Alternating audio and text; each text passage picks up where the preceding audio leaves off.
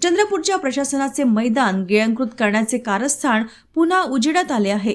शहरातील एकमेव व्यायामाचे मैदान असलेल्या रामबाग मैदानावर पुन्हा एकदा जिल्हा परिषदेच्या नव्या इमारत बांधकामासाठी भले मोठे खोदकाम करण्यात आले आहे। चंद्रपूरकर नागरिकांनी याआधी 2दा आंदोलन करून हे प्रयत्न हाणून पाडले होते। आता निवडणुकीच्या धामधुमीत मैदानावर गुपचूप महाकाय खड्डा खोदण्यात आलाय।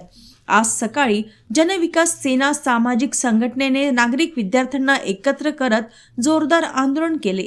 हा संपूर्ण भूखंड मैदान रूपात आरक्षित करण्याची मागणी करण्यात आली आहे। रामबाग मैदान वाचविण्यासाठी निकराचा संघर्ष करण्याचा निर्धार नागरिकांनी केलाय। संपूर्ण रामबाग मैदान खेळण्यासाठी आरक्षित करा, कारण की या शहरामध्ये खेळण्यासाठी जागा नाही आहे।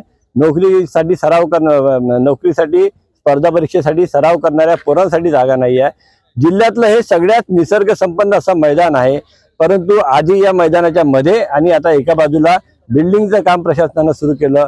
2 एकर जागा जिल्हा परिषद इमारतीची या ठिकाणी जुन्या इमारतीची जागा असताना तिथं ती इमारत पाडून नवीन बिल्डिंग बनवणे आजच्या इंजिनिअरिंगच्या जमान्यामध्ये शक्य असताना केवळ हट्टापायी एका चांगल्या मैदानाला खोदून त्या ठिकाणी बिल्डिंग बनवण्याचा हट्ट प्रशासन का करत आहे? याच्यापेक्षा 2 एकरपेक्षा कमी जागेमध्ये महाराष्ट्राचं मंत्रालय आहे, जिल्हा परिषदची इमारत बनवू शकत नाही का? खड्डे खोदणे, झाडं तोडणे, निसर्गाचा नाश करणे गरज नसताना म्हणजेच चंद्रपूरचा विकास होतो का? चंद्रपूरकरांना त्रास देऊन, प्रदूषण पसरवून, पर्यावरणाचा नाश करून विकासाचं काम करायचं म्हणजेच विकास होतो का? हे सर्व फक्त ठेकेदाराचं काम लवकर व्हावं यासाठी करण्यात येत आहे। अन्यथा जिल्हा परिषदच्या 2 एकरच्या जागेमध्ये नवीन इमारत बांधणे सहज शक्य आहे। ठेकेदाराच्या हितासाठी इच्छित अधिकारी, इच्छित नेते काम करतात आणि लोकांच्या जीवाला वेशीला टांगतात, आमचा स्पष्ट आरोप आहे। मागील साधारणतः एखादी वर्षाच्या अगोदर मैदानामध्ये पुरेपूर त्यांनी जागा व्यापलेली होती। आता ती लगेच साईडला जागा व्यापलेली आहे, समोर जाऊन ती पसरतच जाणार आहे। म्हणजे येणारा काळ हा त्यांनी पार्किंग साठी वगैरे वापरेल।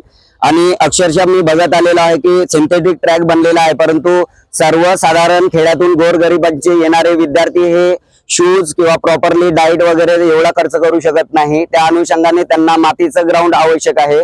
मातीचं ग्राउंड फक्त आपल्याकडे इथे मुख्यालयाला अवेलेबल आहे, परंतु ते त्यांचे डिपार्टमेंटल असल्यामुळे त्यांना विद्यार्थ्यांना अलाउड राहत नाही। तर त्या अनुषंगाने आपल्याला एकच मातीचं ग्राउंड आपल्या जवळपास साधारणतः रामनगर एरिया, तुकुम एरिया आणि जवळपासच्या स्पर्धा परीक्षा करणाऱ्या विद्यार्थ्यांसाठी एकच ग्राउंड वाचलेला आहे, तो म्हणजे रामबाग। आणि त्या ग्राउंडची अशी अवस्था झालेली आहे का तिथून पावसाळ्यामध्ये भरपूर सारं पाणी राहते, चिखल राहते, तरी परंतु विद्यार्थ्यांना गाडीची किंवा कुठे व्यवस्था नसल्यामुळे ग्राउंडला जाण्यासाठी त्यांनी जवळ पडते, त्या अनुषंगाने त्या ग्राउंडला येऊन प्रॅक्टिस करत असतात। तर माझी एकच मागणी आहे की इथे पुरेपूर ही जी जागा आहे ती ग्राउंड डेव्हलपमेंटसाठी देण्यात यावी। जिल्हा स्टेडियमवर धावता येते, पण तिथं पाय लागतात, त्यामुळे आम्ही तिथं डेलीसाठी म्हणजे प्रॅक्टिस नाही करू शकत। त्यामुळे या ग्राउंडची आम्हाला खरंच खूप गरज आहे। आणि इथं जवळपास एकही ग्राउंड नसल्यामुळे आम्हाला इथं येणं हे जवळ पडते, डिस्टन्स खूप जास्त पडते जर इतर कुठं जातो म्हणलं तर। म्हणून हा जवळ पडल्यामुळे इथं जास्तीत जास्त गर्दी असते आणि इथं आणखी सोयीसुविधा केली पाहिजे, आणखी डेव्हलपमेंट झालं पाहिजे।